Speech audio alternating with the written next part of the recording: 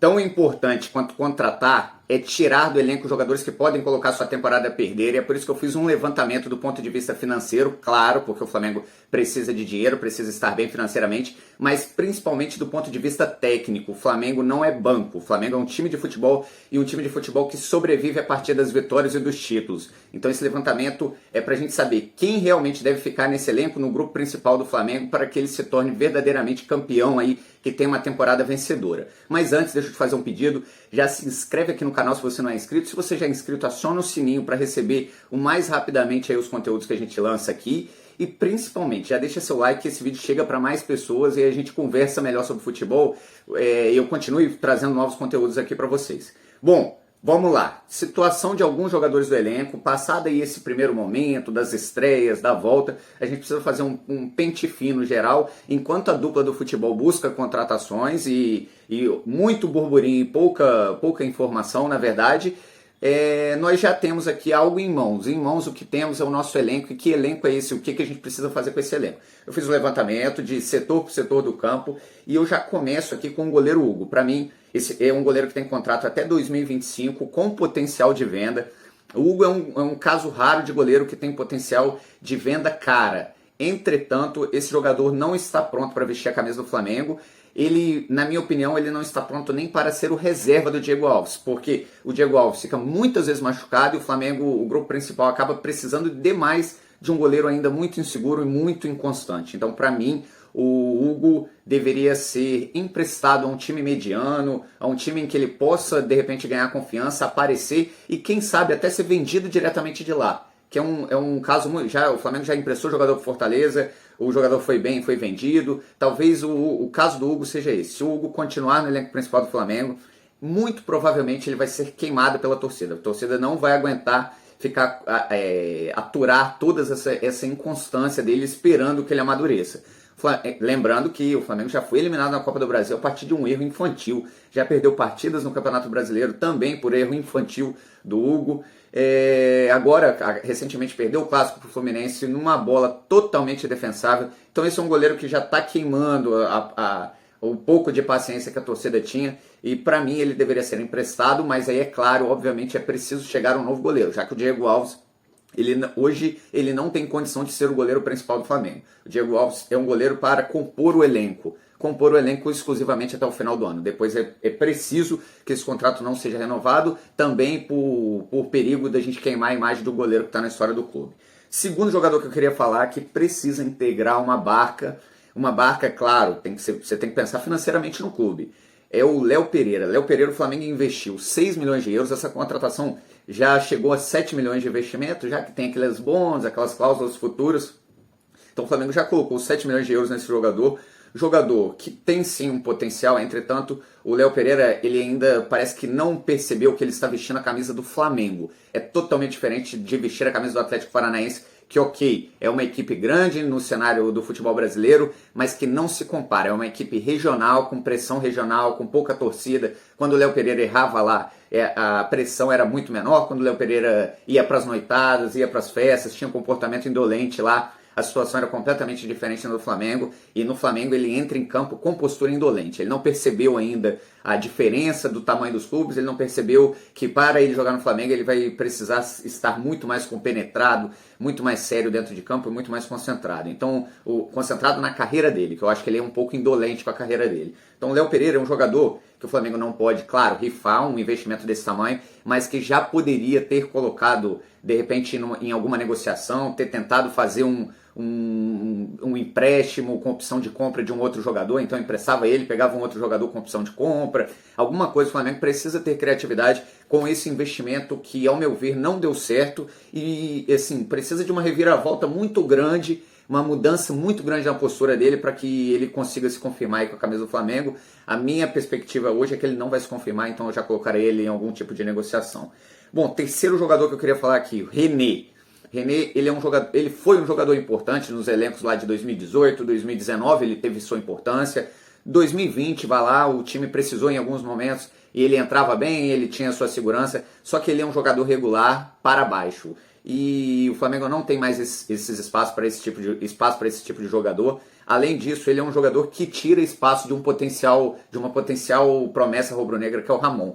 O Jorge Jesus falou em 2020, falou em 2019, falou em 2020, em 2021 ele deu uma entrevista há pouco tempo falando qual jogador tem mais potencial de crescimento dos jovens no Flamengo, lá, você que acompanhou de perto. E ele disse, para mim, a bola da vez é o Ramon. O Ramon tem poucas oportunidades porque muitas vezes acaba entrando o René em campo. Então o René, ele tem contrato até o final de 2022, por mim ele pode permanecer no elenco até aí, só que, entretanto, não é possível se conceber uma renovação dele. Ele tem que seguir o seu caminho e, mais do que isso, ele tem que ser obrigatoriamente o terceiro reserva. O Ramon tem que ser o reserva principal do Felipe Luiz. O Felipe Luiz que acaba se machucando muito. Então o Ramon ele tem que ser treinado quase que como um titular do Flamengo. Quarto jogador, esse eu quero a opinião de vocês. Para mim, o Lázaro, grande promessa da base rubro-negra, ele tem contrato até 2025. Então até 2025 a gente vai ter que aturar o Lázaro aí de alguma maneira ligado ao Flamengo, ou a diretoria deveria fazer alguma coisa, buscar alguma negociação para ele. Para mim, o Lázaro, em qualquer proposta, uma proposta mediana, o Flamengo deveria vender. Caso não consiga nenhum clube para vender, o Flamengo deveria emprestar esse jogador a um clube e ter o cuidado de não emprestar para um clube que tenha muitos jogadores à posição dele, já que, pelo que eu vejo dele em campo e pela postura, é outro que tem postura indolente, que se acha muito mais do que é realmente dentro de campo. A sensação que eu tenho é que ele se porta como se ele fosse um grande craque, como se ele tivesse a história, por exemplo, do Arrascaeta dentro do Flamengo. E ele é um garoto que até agora não se mostrou em nenhuma partida, e mais do que isso, a postura dele dentro de campo não é uma postura combativa, não é uma postura de um jogador do Flamengo que a gente espera que, além de qualidade, também tenha vontade de jogar, como a gente vê no elenco, no time principal. Então, hoje eu olho o Arrascaeta dentro de campo com a qualidade que ele tem, ele dando carrinho, marcando, correndo, ajudando na marcação. Aí eu vejo o Lázaro entrar em campo e correr como se fosse um grande craque que não precisa marcar. Então o Lázaro é um jogador que eu também já perdeu-se a paciência com ele, e é um jogador que tem potencial de venda. Então também o Flamengo não pode abrir mão, é complicado. Então, na minha opinião, o Flamengo deveria pesquisar um clube em que não houvesse muitas concorrências para ele e esperar que ele caísse na real e mostrasse o potencial que ele já demonstrou na base. Qualidade a gente sabe que ele tem. Bom, aí a gente vai para a famosa geração 85, o trio de 85. Felipe Luiz, Vinícius, você quer botar o Felipe Luiz numa barca do Flamengo? Claro que não. O Felipe Luiz é um craque, um jogador histórico do Flamengo, um cara que pode ajudar muito, principalmente nessa linha de 3 zagueiros. Entretanto, já deveria se sentar agora com o Felipe Luiz e falar: Felipe Luiz, esse é seu último ano de carreira, o próximo contrato seu será um contrato de comissão técnica e você vai ser nosso auxiliar permanente. A gente vai pagar, vai investir na sua formação, você vai fazer curso de treinador na Europa, você vai fazer estágio com fulano, estágio com ciclano.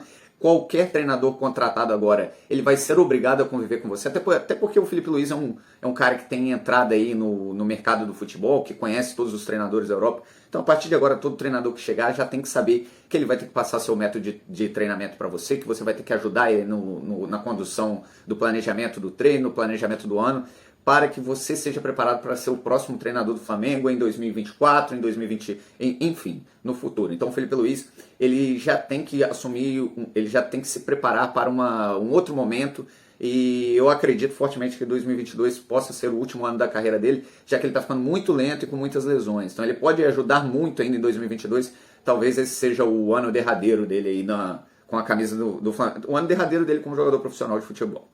Segundo, da Diego Alves. Diego Alves, o contrato já foi renovado, não tem o que ser feito. Ele, para mim, deve ser o goleiro reserva do Flamengo. O Flamengo precisa contratar um goleiro. Como eu disse no caso do Hugo, o Diego Alves, ele é um jogador histórico do Flamengo, ele é seguro, e é exatamente por isso que ele precisa ser o segundo reserva. Precisa ser o reserva principal do Flamengo. Por quê? Porque aí a gente teria um goleiro titular mais jovem, um jogador no seu auge, e também teríamos um jogador que é inconstante do ponto de vista físico, mas que também é seguro para a nossa reserva. E aí, lá como terceiro reserva, deixa o Matheus Cunha, que atuou medianamente, também não foi muito bem, mas que pode ser sim o terceiro goleiro do Flamengo.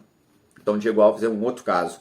E aí, por último, Diego Ribas, que também já teve contrato renovado. Diego Ribas tem que ser colocado como a quinta ou sexta ou sétima opção no meio campo do Flamengo. Não dá para a gente ficar com o Marinho no banco, ou ficar com o próprio Vitinho, ficar com jogadores importantes do Flamengo, com o Thiago Maia no banco. para que o Diego jogue. O Diego que já não tem mais velocidade que tinha há bem pouco tempo, que ele serve para um elenco em que vai ter tantas partidas que é possível que o sexto, sétimo, a oitava opção do meio campo tenha que entrar em campo em algum momento, e aí a gente consegue imaginar que ele dá conta do recado ali, principalmente para partidas com times menores, enfim. Agora, basear o elenco, basear o time do Flamengo com a presença do Diego ali constantemente no time principal, isso não pode acontecer. A gente viu no Fla-Flu que tá muito complicado para ele, principalmente quando ele vai para o embate com jogadores mais jovens ali, ele tá tendo dificuldade de manter esse nível.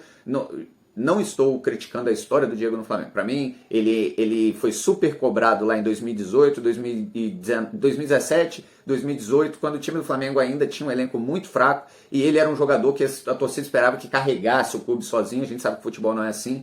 Ele conseguiu dar a volta por cima, teve uma excelente participação em 2019, o ponto de dedicação, de entrega dele ao clube. A torcida precisa valorizar isso, mas agora ele vive um outro momento, precisa entender que ele é um reservíssimo, assim, ele não pode figurar no time principal do Flamengo com tanta frequência. E então, esse é o Trio de 85, eu quero a opinião de vocês. Tem mais algum jogador que vocês colocariam aí nessa lista? Muita gente falou do Vitinho, eu quero saber a opinião de vocês sobre o Vitinho. Para mim, o contrato dele deve ser sim renovado, apesar também dele parecer que está dormindo em muitas partidas, mas ele é um investimento alto e é difícil contratar um jogador no nível dele, mas eu quero a opinião de vocês sobre especificamente esse jogador. Bom, para mim essa barca tem que sair urgentemente, até para que a gente tenha espaço para os jogadores da base terem mais opções e mais do que isso, para que as contratações venham e consigam jogar, não fiquem misturadas a um monte de jogador mediano que não está entregando mais o que já entregou em algum momento da vida. Esse foi o vídeo de hoje, eu espero que vocês tenham gostado. Se gostaram, já deixa seu like aqui, comenta quem que você acha que deveria estar ou não nessa barca e se inscreve no canal para receber em primeira mão todos os conteúdos. Amanhã tem mais vídeo, valeu!